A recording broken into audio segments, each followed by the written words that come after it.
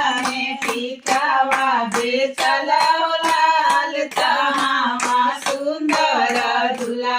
करेले बेसैया हो लाल तहावा सुंदर दुल्हा करेले बेसैया हो लाल तहावा सुंदर दुल्हा कुछु डलवा पापा साजे कुछु डलवा पापा साजे कुछु डलवायम हो लाल कुछु डलवायम अपने से साजे ले दूल्हा हो लाल कुछु डलवाया अपने से साजे ले दूल्हा हो लाल कुछु डल सुंदर दुल्हा अपने से साजे हो लाल कुछु डल सुंदर दुल्हा अपने से साजे हो लाल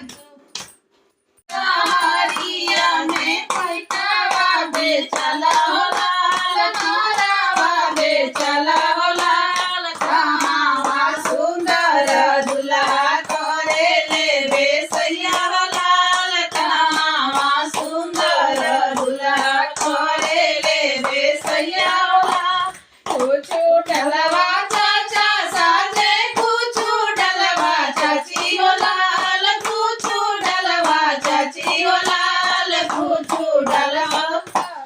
दुल्हा अपने से सजे हो लाल कुछु डल सुंदर दुल्हा